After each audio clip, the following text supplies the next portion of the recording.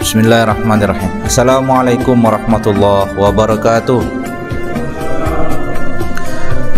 Innal hamdalillah nahmaduhu wa nasta'inuhu wa nastaghfiruh wa na'udzu billahi min shururi anfusina wa min sayyiati a'malina. Man yahdihillahu fala mudilla lahu wa man yudlilhu fala hadiya lahu. Asyhadu an la ilaha illallah wahdahu la syarika lahu wa asyhadu anna Muhammadan 'abduhu wa rasuluhu la nabiyya ba'dahu. Allahumma salli wa sallim wa barik ala nabiyyina Muhammadin wa ala alihi washabihi wa man walahu amma ba'd. Baik jamaah salat maghrib sekalian, kita berada tetap di masjid ini untuk maksud mendekatkan diri kepada Allah supaya masuk dalam amal i'tikaf, dan dalam rangka mengisi waktu ini juga kita menuntut ilmu supaya masuk kita dalam apa yang diberitakan dalam hadis, man salaka tariqan yaltamisu fi ilman sahalallahu lahu tariqan ilal jannah. Siapapun yang menjalani sebuah proses menuntut ilmu, maka akan Allah mudahkan baginya jalan ke surga. Bapak Ibu sekalian, kita dalam tadabbur surah An-Nisa ini pada pekan kedua dalam bulan ini, hari Ahad kedua dalam bulan ini. Pada bulan lalu kita sudah membacakan ayat-ayat terkait lanjutan setelah tema waris itu adalah hukuman pidana zina, dan sudah kita bacakan ayat-ayatnya bahwa pidana zina itu sesuatu yang tidak dinasakh secara hukum dalam syariah kita, meskipun pada kenyataannya kaum muslimin tidak mengeksekusikannya. Itu hukumnya ada, ya hukumnya ada, tapi tidak dijalankan, itu aja. Karena kalau untuk proses pengadilan memang nyaris tidak ada, tapi kalau seandainya ada orang mengaku, itu nggak bisa tidak dijalankan seharusnya, kan gitu. Tapi karena pada kenyataannya memang hukum ini ada dalam Al-Quran. Kebaikan umat Islam itu tinggal satu saja, kita tetap mengatakan hukum rajam dan hukum cambuk 100 kali itu tetap hukum Allah. Itu gak kita takwil pakai apapun, hanya kita gak amalkan aja. Kalau kelakuan umat sebelumnya ditakwil mereka hukum tuh, maksudnya bukan begitu, contoh misalnya, maksudnya itu dihinakan dia, lalu dibikin model hukum yang lain. Tapi kalau kenyataan kaum muslimin untuk kasus ini, ya ini masalah kenyataan ini kita lah. Kenyataan umat belakangan inilah, gitu ya. Karena kelonggaran penerapan amar ma'ruf nahi mungkar. Jadi kalau di literatur, di tulisan-tulisan para ulama, tetaplah hukum itu dikatakan pidana zina itu diancam hukuman rajam atau dicambuk 100 kali. Itu enggak kita ubah, itu tetap kita akui itu sebagai hukum Allah, hanya masalahnya tidak dijalankan. Itu suatu hal, masalah lain. Yang lebih buruk itu adalah kalau kita bilang, sebenarnya maksud Tuhan enggak kayak gitu. Itu berarti dia mengubah hukum Allah.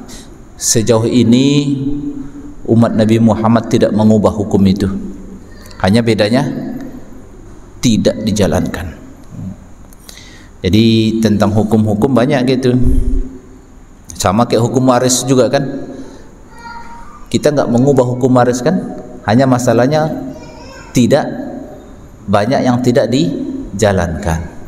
Itu urusan lain. Kita tidak pernah mentakwil, sebenarnya menurut penyesuaian zaman sekarang sudah emansipasi wanita, maka jatah perempuan itu harus kita samakan dengan jatah laki-laki. Tidak pernah kita berfatwa kayak gitu, nggak pernah. Tetap kita bilang jatah laki-laki 2 kali jatah perempuan. Cuma masalahnya tidak kita amalkan, itu aja bedanya gitu ya. Jadi kalau umat sebelumnya mereka mengubah hukum Allah ada. Jadi seperti misalnya umat Nasrani itu mengubah hukum Allah, yang udah Allah haramkan jelas babi, mereka bilang yang dimaksud Tuhan bukan haram fisiknya, tapi yang diharamkan itu yang keluar dari mulutmu, katanya. Dikutipnya ayat yang tidak ada hubungannya dengan Pengharaman padahal babi itu jelas haram dalam Taurat dan Injil. Kita umat Nabi Muhammad alhamdulillah enggak kita ubah hukum tuh, enggak kita ubah. Tetap begitu adanya, ya kan? Cuma enggak kita terapkan itu aja. Berarti paling tidak dosanya cuma satu. Kalau sempat kita ubah juga, dosa lebih dahsyat lagi, mengubah hukum Allah, gitu kan.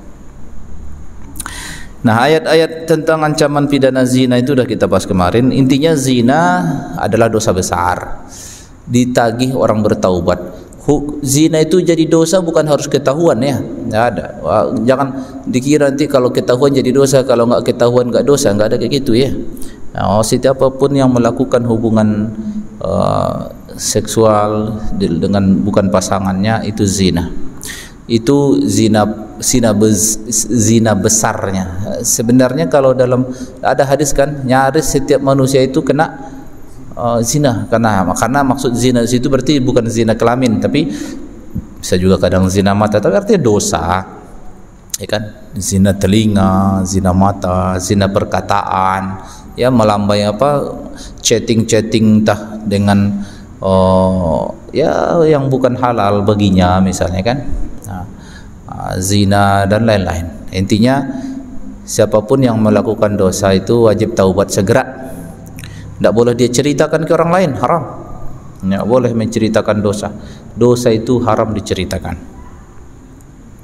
Sudah kita bahas tentang taubat pada ayat 18, ya. Ayat 18 itu juga bahwa taubat itu kalau di ayat 17 sudah dibilang, taubat itu pokoknya enggak boleh nunda. Ya, tidak boleh ditunda taubat itu, segera, ya. Harus pakai sholat taubat enggak? Ya bagus saja, ya bagus, sholat sunat taubat itu bagus, ya. Tapi taubat itu harus segera. Nah, rukun taubat ada 4. Nah, rukun taubat ada 4. 1, menyesal. 2, meninggalkan. 3, bertekad tidak akan melakukan. 4, malu sama Allah. Ulangi, 4, ya. Taubat itu rukunnya 4. 1, menyesal. Jadi miftahut taubah an-nadamah. Kunci taubat adalah menyesal. Nah, menyesal itu perbuatan hati. Perbuatan hati itu maksudnya, ya, dia bagaimana bisa menyesal? Nah, kalau dia misalnya dia nggak melakukan lagi karena tak bisa, nah itu berarti nggak menyesal dia. Karena nggak bisa. Sebenarnya kalau ada kesempatan sih dilakukannya juga. Itu berarti bukan menyesal dia. Jadi kalau menyesal itu datangnya gara-gara apa? Gara-gara dia sadar betapa buruknya perbuatannya, betapa jeleknya dirinya, betapa takutnya dia terhadap ancaman Allah, itu menyesal dia. Dan yang mengetahui menyesal itu dia dan Allah Subhanahu wa taala. Itu kan perbuatan hati itu. Nah, rukun kedua, meninggalkan, ya pastilah jangan lakukan lagi. Ketiga, tidak untuk melakukannya. Keempat, malu kepada Allah. Nah, dalam sebuah hadis taubat itu diberi tips untuk memudahkan orang taubat. Ingat kisah orang yang membunuh 99. Dalam hadis Nabi mengkisahkan itu, dalam hadis itu cerita Nabi, umat sebelum kalian, bukan umat Nabi Muhammad, umat sebelum Nabi, umat Nabi Muhammad. Ada penjahat, udah 99 orang mati nyawa di tangan dia. Preman betul ini orang, ya kan? Bandit besar berarti kan? Tapi dia menyesal gitu, menyesal. Datang dia ke ustadz. Aku gimana? Udah sekian nyawa orang habis kubunuh. Nah, ustadz ni agak emosional mungkin. Oh, jahat betul kau nih, kurang asam, nggak akan diterima Tuhan taubatmu kalau kayak gini. Habis genap dia 100. Tapi dia tetap menyesal lagi. Aduh, udah 100. Dicarinya, ketemu lagi dengan ulama yang tahulah hakikat syariat Allah. Allah Maha Pengampun katanya, pasti diterima. Sampai mentok ke langit pun dosamu Allah ampuni kok. Kau akan diterima taubatnya, tenang aja. Nah, baru semangatlah dia. Jadi karena ustadz yang tadi itu dia bikin putus asa kan. Akhirnya ya kalau kayak gitu sekalian aja lah 1 nyawa lagi, pikirnya genap 100. Yang ini setelah jawaban yang kedua nih, pelajarannya di situ ya, kita jangan menyusah-nyusahkan orang untuk taubat gitu kan. Allah itu Maha membuka pintu taubat. Sampai hari kiamat gerbangnya terbuka dari antara selatan ke utara. Terbuka gerbangnya besarnya. Pokoknya siapa saja yang bertaubat kata Allah diterima. Batas akhirnya sebelum sakarat gitu. Tapi ulama tadi yang tempat konsultasi bapak yang sudah menghilangkan 100 nyawa itu, dia kasih tipsnya. Tapi tipsnya gini, ya oleh kaulah taubat insyaallah, tapi tetap kau bantu juga dirimu supaya sempurna taubatmu, supaya mudah kau menjalani kepatuhan ini. Kau harus tinggalkan, kau harus hijrah katanya. Hijrah maksudnya di situ bukan hijrah sekedar berubah dari tadi melakukan dosa menjadi tidak melakukan dosa, tidak, tapi hijrah tempat. Kau harus tinggalkan lingkunganmu. Ya udah diarahkan ke suatu tempat. Berangkat bapak nih, di tengah jalan meninggal dunia. Coba tragis tuh, meninggal dunia. Di cerita Nabi itu berdebatlah malaikat rahmat dan malaikat azab, malaikat pencatat amal baik dan pencatat amal buruk. Ini apa dicatat ini? Kematiannya ini kematian dalam keadaan taubat atau dari, nah yang malaikat pencatat dosa dia harus dicatat sebagai orang yang berdosa karena faktanya dia belum melakukan apa-apa setelah niatnya bertaubat. Sementara yang mencatat kebaikan dia bilang dia ini kan sedang menuju perubahan. Jadi mengadulah mereka kepada Sang Maha Hakim Allah Subhanahu wa taala. Nah, kata Allah, salah satu riwayat ditanyalah kepada penengah gitu. Menurutmu gimana? Yang penengahnya dia bilang, menurut aku kalian ukur berapa jarak dia dari start dia ke tujuannya. Kalau nanti tempat meninggal dia lebih dekat ke tempat jarak startnya, berarti dia masih berdosa. Tapi kalau ternyata titik matinya itu lebih dekat kepada tujuannya, maka dicatat dia sebagai ahlul khair.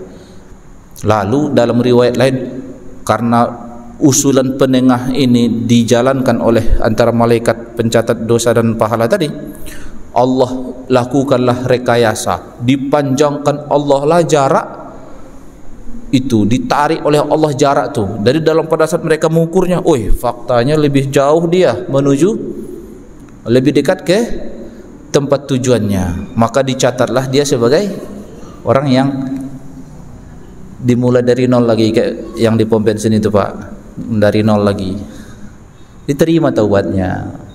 Nah, itu kan kisah Nabi. Intinya taubat itu welcome, Allah sangat welcome dari hambanya. Ustaz, ada nggak yang disebut dengan taubat sambal? Sebenarnya nggak ada, hadis nggak ada menyebut taubat sambal itu. Justru begini, kau hari ini berdosa, menyesal, taubat. Habis itu situasi dan kondisi menyebabkanmu berdosa lagi, taubat lagi, berdosa lagi, taubat lagi. Apa kata Nabi? Teruslah kau taubat, Allah akan mengampuni. Gitu. Jadi kalau ada keterangan-keterangan mengatakan bohong tuh taubatnya nggak serius, tuh berarti nggak akan diterima Tuhan. Hati-hati perkataan itu, nggak sesuai dengan sunnah. Sunnahnya Allah ampuni kok, ya kan? Itulah. Jadi berarti kita jadi jangan ada kayak gini pikiran kekanak-kanakan tuh. Nanti juga berdosa lagi, nanti ajalah taubatnya. Itu salah malah. Gitu, nggak bisa begitu. Bahwa kau sekarang menyesal, taubatlah, menyesallah. Ternyata situasi dan kondisi lusa seminggu lagi entah berapa terbawa lagi kau melakukan dosa. Tapi kau sadar lagi, taubat mulu lah. Iya, amal taubat ini sampai mati kok. Gitu kan? Taubat aja. Yang enggak diterima taubat tuh ini ayat 18 dibilang, laisatit taubah, tidak disebut taubat. Yaitu lilladzina ya'maluna sayyi'at hatta idza hadara hadahumul mautu qala inni tubtul an. Kalau sudah mau mati, aku taubat sekarang, itu baru enggak diterima. Ayat Al-Qur'an bilang begitu. Tapi kalau masih sehatnya dia, belum mau mati dia, taubat dia terima. Gitu. Batas akhirnya ini kok. Pas sudah mau sekarat dia, aku taubat sekarang. Hatta idza hadar hadubul maut. Ya, qala inni tubtul an. Kalau saat seperti itu dan lihat malaikat maut itu datang, dia taubat, itu enggak laku lagi tu. Terus bermasuk wala yamutuna walalladzina yamutuna wa hum kufar. Itu juga dinyatakan diterima sebagai taubat kalau orang itu meninggal dalam keadaan tidak beriman kepada Allah dan Rasulnya. Kafir maksudnya. Meninggal dalam keadaan tidak muslim. Itu makanya meninggal dalam keadaan Islam itu anugerah banget. Wala tamutunna illa wa antum muslimun. Jadi kalau taubat yang enggak diterima itu ya meninggal dalam keadaan tidak muslim. Tuh. Maksudnya dia taubatnya di akhirat. Udah dihidupkan lagi. Ternyata betul ancaman itu, ternyata betul ada hidup setelah mati, aku menyesal. Enggak ngaku lagi. Itu taubat setelah mati enggak diterima. Yaitu iza tabu fil akhirah inda mu'ayyanatil azab la tuqbal minhum. Karena setiap orang pasti akan menyesal nanti setelah mati. Enggak diterima itu. Ayat Al-Quran bilang begitu. Ulaika a'tadna lahum adaban alima. Untuk orang yang semacam itu, yang kami siapkan bagi mereka adalah siksa yang pedih. Na'udzubillah min zalik. Kita berlindung kepada Allah dari kejadian meninggal seperti ini, yaitu meninggal dalam keadaan tidak beriman. Kita pertahankan iman ini sampai mati.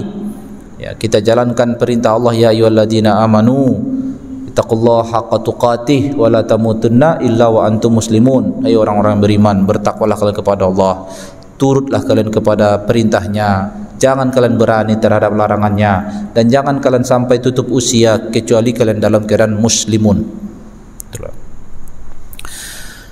Kemudian, itu selesai ayat tu. Zina, taubat sudah diberitakan. Nah, ayat berikut ini cerita tentang hubungan kita dengan perempuan lagi. Ya ayyuhalladzina amanu la yahillu lakum an tarisun nisaa karha wa la ta'dhuluhunna litadhhabu bi ba'dhi ma ataytumuhunna illa ayyatina bi fahishatin mubayyinah wa 'ashiruhunna bil ma'ruf fa in karihtumuhunna fa 'asa an takrahu shay'an wa yaj'alallahu fi khairan katsira. Ini ayat ini ada asbabun nuzulnya, nanti kita jelasin ya. Ya ayyuhalladzina amanu, hai orang yang beriman, kita lah yang dipanggil tu. La yahillu lakum, tidak halal. Tidak halal berarti haram bagi kalian. Apa yang haram itu? Satu, ini diberikan hukum ini. Tidak halal bagi kalian menjadikan perempuan itu sebagai aset warisan. Perempuan dijadikan sebagai warisan. Yang dimaksud perempuan di situ diberitakan di dalam kitab tafsir Jalalain. Saya bacakan keterangan dari Jalaluddin Al-Mahalli. Ai mukrihina ala dzalika kanu fil jahiliyah. Dulu masyarakat Arab di era jahiliyah sebelum Islam, yarisunan nisaa aqibaihim. Mereka itu menjadikan istri dari kerabat mereka. Kalau kerabat mereka meninggal, istrinya itu dijadikan warisan orang perempuan itu. Fa in sya'u tazawajuhunna bila sidaq. Kalau ada yang minat, mereka nikahi mantan istri kerabat mereka itu tanpa dikasih mahar. Au zawwajuhunna, atau mereka nikahkan perempuan itu, wa akhazu sidaqihinna, lalu mereka kuasai maharnya. Kan mereka tagih itu ke orang, bayar mahar sekian, diambilnya duit mahar tu, nih perempuan tu jadi istri, kalau maharnya sama kasih sama aku. Au adaluhunna, atau mereka halangi mantan istri kerabat mereka ini sehingga tidak bisa menikah dengan orang lain. Hatta yaftadina bima warisnahu. Kalaupun perempuan mantan istri kerabat mereka itu menikah, mereka bilang, kalau mau nikah kami kasih kau 8 tapi kau tebus. Itu kan kau dapat warisan dari suami, ini kasih bayar kami, biar kami lapangkan jalanmu buat menikah lagi, bayar. Au yamudna fayarisuhunna, atau perempuan itu meninggal dunia lalu mereka jadi ahli warisnya. Fanuhu an zalika, lalu ayat ini mengharamkan perbuatan itu. Berarti ada berapa kemungkinan? Tadi ada 4 lebih. Aku meninggal, enggak usah aku lah. adik aku entah abang aku lah, atau ayah aku, istri ayah aku, ibu sambungnya, muda, bisa sajalah. Meninggal ayahku, aku cukup berpengaruh di situ. Jadi dalam tradisi jahiliyah itu kalau perempuan itu sudah dinikahi, udah lepaslah hubungan dia dengan keluarga dia, udah jadi dalam kuasa keluarga besarku lah. Meninggal bapakku ini, kelakuanku apalah itu antara lain disebut di sini, aku nikahi tanpa mahar, salah, karena menikah perempuan itu harus pakai mahar itu. Atau kemungkinan kedua, aku jodohkan dia, ya kan, terus aku tagih mahar dari calon suaminya, aku kuasai harta maharnya. Atau yang ketiga, aku halangi mereka, si perempuan ini, kau nggak boleh menikah, kau kan dapat harta warisan tuh dari pernah kan ayahku ngasih kau duit, sini baru ku bolehkan kau, ku lapangkan jalan, kalau kau halangi kau menikah. Ya, ketiga itu. Keempat, meninggal dia, aku kuasai harta warisnya. Semua praktek ini walaupun terjadi secara tradisi di tengah masyarakat jahiliyah itu ditiada, tidak ada lagi praktek itu ya. Setelah Al-Quran ini turun, jangan lakukan lagi kayak gitu. Ini ayat hukum. Oke, kesimpulan hukumnya apa? Maka manusia dalam kondisi seperti ini, dia insan yang merdeka, bukan warisan. Ya, perempuan bukan warisan. Lagi pula kan istri itu bukan milik. Istri itu bukan milik. Istri itu hak berhubungan halal yang tadinya haram. Akad nikah itu tidak menciptakan milik.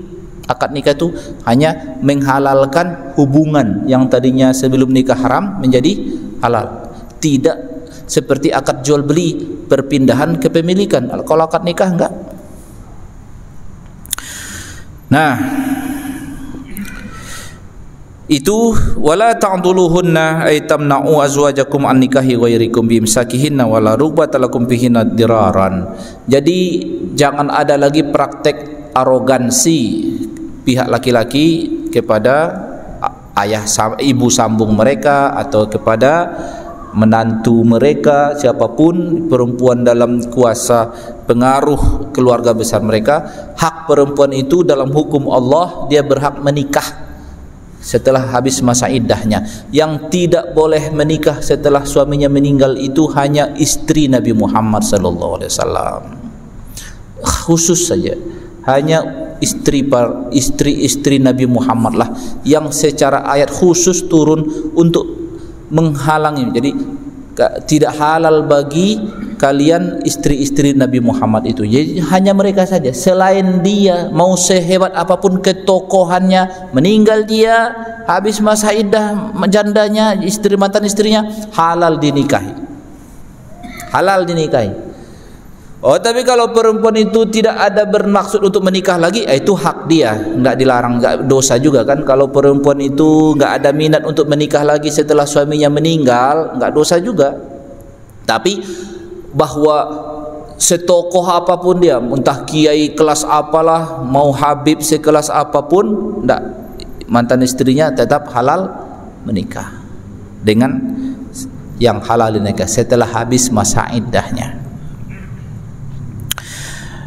Nah, jadi jangan melakukan arogansi terhadap perempuan, khususnya dalam hal mengincar hartanya.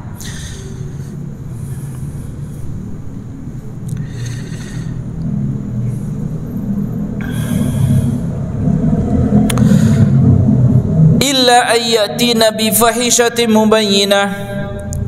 Dalam ayat ini, kecuali mereka melakukan perbuatan fahisyah. Fahisyah itu perbuatan dosa keji yang dapat dibuktikan. Dalam tafsir Jalalain dikatakan ay bayyanat aw hiya bayyinah ay zinan aw nusuz falakum an tudarruhunna hatta yaftadina minkum wa yahtali'na.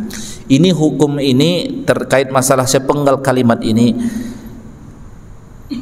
Boleh perempuan itu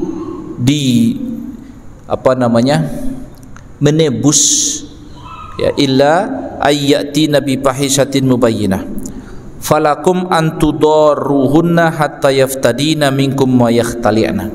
Artinya perempuan yang melakukan pelanggaran hak-hak, ya, pelanggaran hukum Allah Subhanahu wa taala yang bisa dibuktikan secara sah dan meyakinkan, itu maksudnya mubayyinah itu, maka falakum an tudarruhunna hatta yaftadina, maka boleh kalian lakukan tindakan kepada mereka sehingga mereka berhenti melakukan fahisyah itu. Maksudnya gimana ini Ustaz? Perempuan-perempuan yang salah menggunakan harta, misalnya salah menggunakan harta, maka walinya, entah dia suaminya, entah walinya, kalau walinya berarti entah saudaranya, entah siapa, itu boleh menghalangi perempuan itu untuk tidak melakukan atau menggunakan hartanya ke perbuatan yang haram. Bisa, itu enggak dosa. Karena dalam kondisi seperti itu, kenapa boleh? Karena hukum syariat kita mengatakan perempuan itu berada dalam lindungan laki-laki. Jadi perempuan itu berada dalam lindungan laki-laki. Makanya teorinya perempuan itu tidak setara dengan laki-laki. Perempuan dilindungi, laki-laki melindungi. Maka dalam satu kondisi bisa juga perempuan itu tidak diberi kuasa penuh untuk mengelola hartanya. Harta dia bukan dirampas harta dia, ya. Cuma dia dihalangi untuk melakukan tasarruf, artinya untuk melakukan hartanya untuk belanja apa, jika dia melakukan dosa. Bukan dirampas hartanya, ya, bukan, tapi dihalangi dia untuk menggunakan hartanya. Karena perempuan itu bisa dikategorikan sebagai sufaha, yaitu yang tidak pandai mengelola harta. Sedangkan harta itu hanya boleh digunakan untuk yang halal. Tapi kalau digunakan untuk perbuatan yang haram, maka harus ada laki-laki walinya atau suaminya atau siapa yang menghalanginya. Jadi dalam konteks masalah hubungan laki dan perempuan dalam syariat kita tidak setara. Tidak setara. Laki-laki, perempuan dilindungi, laki-laki melindungi. Fa in karihtumuhunna wa ashiruhunna bil ma'ruf, bergaullah kalian dengan para perempuan itu dengan sikap yang ma'ruf. Ma'ruf itu yang pantas, yang baik. Dalam tafsir Jalalain dikatakan bil ijmal fil qawli wan nafaqati wal mabit. Ini berlaku umum. Perempuan itu apakah ibumu, apakah istrimu, apakah anak perempuanmu atau saudaramu, ya. Kita dengan perempuan banyak hubungan, toh. Sebagai ibu kita, sebagai perempuan itu sebagai ibu kita, sebagai perempuan itu sebagai anak perempuan kita, perempuan itu sebagai istri kita, atau perempuan itu sebagai saudara kita. Intinya memperlakukan dengan perempuan itu dengan kelemahan mereka, maka harus diperlakukan dengan ma'ruf. Ini ayat umum. Ijmal fil qaul, artinya baguslah kamu ngomong sama dia, baguslah kamu dalam memberi nafkah kepadanya, dan baguslah kamu dalam serumah atau sepergaulan dengannya. Itulah perintah ayat ini. Artinya umum kepada perempuan, bukan hanya istri doang, ya, anak, ya, saudara. Fa in karihtumuhunna, kalau ternyata ada yang enggak menyenangkan dari istri, enggak menyenangkan, bukan perbuatan yang haram sih, ya enggak menyenangkan, entah mungkin perilakunya, entah kebiasaannya, entah apalah. Fasbiru, dalam tafsir dikatakan sabarlah. Fa asa an takrahu syai'an wa yaj'alallahu fi khairan katsira, maka sebenarnya dalam kenyataan ternyata perempuan ini tidak menyenangkan, tapi bisa jadi di balik itu ada kebaikan yang banyak, khairan katsira. Wala'allahu yaj'alu fihi dzalika bi ayyarzuqu minhunna waladan shalihin. Paling tidak sekesal-kesalnya kalian sama istri kalian, tapi kalian punya anak dari dia. Itulah sekesal-kesalnya. Dalam hadis Rasulullah SAW mengatakan begini, sebenci-bencinya kalian kepada istri kalian, tetap ada yang kalian suka darinya, ya. Sekesal-kesalnya kalian kepada istri kalian, tetap ada yang kalian suka darinya. Dan para ulama menjelaskan apalah itu yang kita suka itu dari, itu berhubungan badan dengannya, itu kita sukai, ya. Jadi ya, ini masalah kenyataan kehidupan antara laki dan perempuan. Ujian hidup itu memang di situ. Berani menikah maka berani mengalah. Itulah. Kalau enggak maka tidak bisa kita amalkan ayat ini. Ayat ini supaya bisa diamalkan harus kita rasakan bahwa kita berani menjadi suami, menikah waktu itu, maka resikonya ada bahwa ternyata kenyataannya pasangan kita itu enggak selalu menyenangkan. Enggak selalu menyenangkan. Atau kita pikir begini, ya bisa juga kita pikir sebaliknya. Iya, bisa jadi saya juga tidak menyenangkan bagi istri saya. Ya kan? Jadi jangan hanya saya berpikir ini istri dapatnya kok jadi kayak gini banget, enggak diketahui kemarin itu kan kok kayak gini banget nih kelakuannya misalnya kan gitu. Iya, sebenarnya bisa juga istri kita berpikir begitu juga, ini suami kayak gini betul gitu kan. Oh, keras kepala betul misalnya kan. Macam-macam lah hujatan dia mungkin di hati, cuma dia ngomong aja. Jadi itu kenyataan, jadi bukan hal baru, ya kan. Nah, cuma di situ ada pengontrol sini, ya sabarlah, karena bisa jadi di balik kekecewaan kalian itu ada kebaikan yang baik, yang Allah titipkan di situ ada kebaikan, cuma kalian enggak melihatnya karena terlalu kecewa sehingga kebaikan yang lain kalian tertutup mata, enggak terlihat. Pernah seorang syekh memberikan nasihat tentang masalah, mau kau bayangkan perempuan yang baik itu kayak mana katanya. Kau kawin berapa kali pun ke perempuan itu kayak gitu-gitu aja katanya. Sampai kau kawini seluruh perempuan ini pun pasti kau merasa tak puas katanya.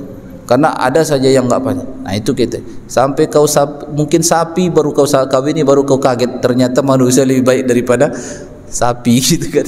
Artinya gini, ya manusia dia begitulah. Kan kita menikah dengan orang, ya, ada perasaannya, ada prinsipnya, ada ininya, tapi disitulah amal tuh. Disitulah amal tuh. Jadi besarnya amal menikah itu karena amal muamalahnya besar, ya. Ibadah mahdoh sih enggak, tapi amal sabarnya besar, ya, amal pengorbanannya besar. Apalagi gini, apalagi kita tetap melakukan kebaikan walaupun kita tidak suka sama pasangan itu. Kenapa? Karena kita patuh kepada Allah. Jadi kalau misalnya ada orang, ya, kita pikir nih ya, ini perlu kita renungkan nih. Saya misalnya nih, saya tarik diri saya mungkin saja kalau kita melihat ada sebuah pasangannya itu kan saling mencintai gitu kan, indah sekali kelihatannya, ya, suaminya enggak pelit, istrinya juga baik gitu kan, nurut sama suami, pokoknya yang indah-indah lah terjadi gitu kan.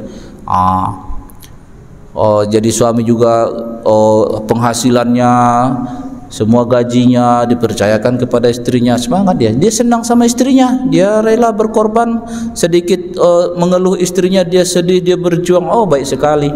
Berarti orang ini Allah bantu dia supaya baik sama istrinya, sehingga kesannya kalau penonton di luar melihat, udah di bawah ketiak istri itu, ada pula komentar kayak gitu kan.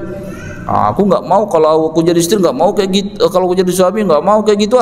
Adalah komentar-komentar di luar. Tapi intinya masalah menjalani rumah tangga ini kita harus kembali ke konsep kepatuhan kepada Allah prinsipnya. Kalau saya menafkahi istri saya itu karena saya lagi senang sama dia, saya kasih duit. Pas lagi senang sama dia, saya kasih hadiah. Pas lagi enak perasaan saya sama dia, saya ajak dia jalan-jalan. Jangan-jangan saya itu melakukan kesenangan saya menafkahi istri itu jangan-jangan kepatuhan kepada selera saya, pas saya enak. Tapi pada saat istri itu tidak mengenakkan, saya tahan duit saya tidak beri dia hadiah, berarti selama ini yang saya patuhi itu selera saya, bukan Tuhan berarti. Jadi jangan-jangan yang saya tuhankan itu selera saya. Seharusnya sih pada saat saya tidak suka pun, lagi menyebalkan pasangan nih, tiba giliran harus kasih belajar, harus dikasih aja. Atas dasar apa? Bukan nggak harus saya nunggu senang dulu baru saya kasih lah. Berarti kamu mematuhi menafkahi istri itu lagi mood aja. Moodnya bagus kau kasih duit, lagi nggak mood nggak kau kasih. Berarti kepatuhanmu bukan kepada Allah, kepatuhanmu kepada selera. Sindirannya berat itu. Afaman ittakhaza ilahahu hawahu ara'aital ladina ara'aita man ittakhaza ilahahu hawahu. Wahai Muhammad, kau perhatikanlah, ada loh orang menjadikan dewanya itu seleranya. Bukan Allah dewa dia, bukan Allah Tuhan dia, tapi yang dipertuhankannya adalah seleranya.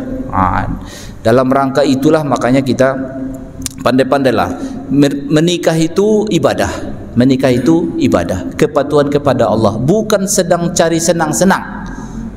Nggak dapat kesenangan di dunia ni, ada aja susahnya, ya kan? Kalau menikah karena menjalani kepatuhan kepada Allah, dapat. Apalah itu? Ya, kesabaran, pengorbanan laki-laki, ya, menafkahi istri. Padahal hak suami ini dipatuhi, diturutin, didengarin nasihatnya. Istrinya melawan pula. Tuh. Terserah suaminya sih, kalau mau dilepasnya hak dia, tapi kalau dipertahankannya amal soleh dia. Yalah, amal soleh dia. Berharap dia seperti yang disebut dalam ayat ni, sekesal-kesalnya, setidak baik-baik, menyebalkannya pasangan ini, kata Allah, masih ada Allah jadikan di dalamnya kebaikan yang kathiran. Cuma mungkin Allah enggak nampakkan, sehingga teruslah kita bersabar. Mungkin begitu ya. Terus kalau seandainya enggak sabar gimana Ustaz? Kalau kau enggak sabar lagi, maka kau amalkan ayat yang berikutnya nih, bercerai berarti. Ayat 20. Mau mengamalkannya. Wa in aradtum istibdala zawjin makana zawjin wa ataitum ihdahunna qintaran fala ta'khudhu minhu syai'a atakhudunahu buhtanan wa isman mubina. Kalau kalian ingin mengganti istri karena ingin mendapatkan istri yang baru, padahal istri yang lama sudah pernah kalian kasih duit banyak, sudah kalian beliin rumah, sudah kalian beliin mobil, sudah kalian beliin tanah, fala ta'khudhu minhu syai'a, jangan tagih lagi harta itu. Udah karena kau enggak cocok istri ini, cerai ya, sini kemarin yang udah kau kasih. Itu enggak boleh tuh. Itu berarti selera kau aja tuh menikah tuh. Ayat udah bilang sindirannya, kalau kau ingin mengganti, ya itu selera manusia kan. Anda cocok, ternyata setelah menikah, waktu sebelum menikah kesannya calon istri yang solehah banget, setelah menikah ternyata sama aja. Udah kau kasih dia mobil, udah kau kasih dia rumah, udah kau kasih dia, dapat perempuan yang lebih nikahnya bagus nih. Kau enggak punya duit untuk menikahi yang baru nih, karena duit udah tumpah di istri yang kemarin. Lalu kau bikin bongkar pasang, mana harta yang kemarin? Aku ceraikan kau, dengan maksud dengan harta itu kau menikahi istri yang lain. Enggak diharamkan bercerai itu, bolehnya bercerai, tapi dengan cara arogan kayak gitu Allah enggak bilang. Fala ta'khuzu minhu syai'a, berapapun enggak boleh, karena haram kan meminta kembali apa yang sudah dikasih. Di sini enggak boleh meminta sesuatu yang sudah. Makanya amalkan ayat ini. Maka kalau sudah ngasih itu, yang ngasih itu berarti milik istri. Jangan semua harta bersama. Jadi susah. Jadi kalau ngasih, ngasih. Ya. Itu ada. Jadi sesuatu yang dikasih suami ke istri jadi full milik istri gitu. Rumah kemarin itu milik siapa? Pastikan. Kalau bapak masih ada niat mau wait and see, jangan dulu kasih sama istri. Nanti bahaya, tapi nggak baik juga kayak gitu. Ya, aku nggak ngajarin kayak gitu. Bagusnya sih ya, kalau kau mau nggak kuat kau sama dia, udah kau kasih rumah sama dia, ya udahlah. Kalau kau udah tahan lagi, udah bercerai, oke. Tapi kau cari duit lagi untuk menikah yang lain. Jangan kau minta yang udah kau kasih tadi. Itu amalannya begitu. Di zaman dulu kan mahar tuh mahal, Pak. Mahar tuh mahal. Jadi yang mereka setor mahal tuh jadi harta istri full. Habis jerih payah dia bertahun-tahun untuk mendapatkan istri itu, tiba-tiba ternyata, ya Allah, salah pilihnya ku, beli kucing dalam karungnya ku nih, pikirnya kan. Kau carilah duit lagi banyak-banyak. Ini masalah tabiat manusia itu kan gitu. Tabiat manusia itu cari enak di dia memang. Fala ta'khudzu minhu syai'a ta'khudzunahu buhtanan wa isman mubina. Dosa besar itu, ya.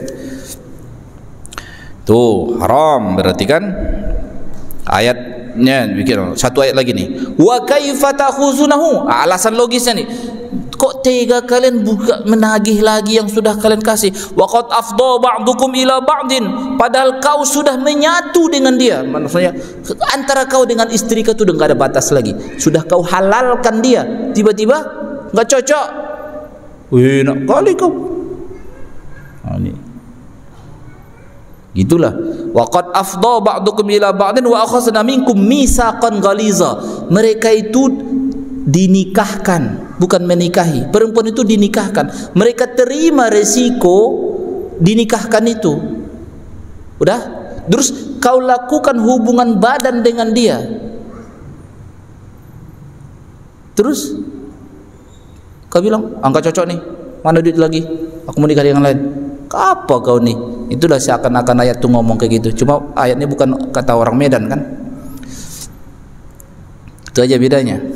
Enggak, sangat tidak beradab itu. Secara logika, kedewasaan, kegagahan enggak ada situ. Kalau yang gagah tuh, alah salah pilih. Udah dikasih sekian miliar, ya udah lo buat kau lah, aku cari yang lain. Ah, bisa tuh, lakukanlah. Kalau kau mau, kalau kau banyak duit ya silakan. Alhamdulillahirabbil alamin. Nah, itu pelajaran akan datang nanti tentang perempuan-perempuan yang haram dinikahi. Nanti dilanjut lagi dengan juz 5 masuk dalam wal musonat, perempuan-perempuan yang tetap haram dinikahi. Udah cukup. Nah, akan datang insyaallah ayat 22 dari surat An-Nisa. Kita sudahi dengan kafaratul majlis. Subhanakallahumma wa bihamdika asyhadu an la ilaha illa anta astaghfiruka wa atubu ilaik. Assalamualaikum warahmatullahi wabarakatuh. أبصاري وضيائها وعلى آله وصحبه وسلم اللهم صل على سيدنا محمد طب القلوب ودواء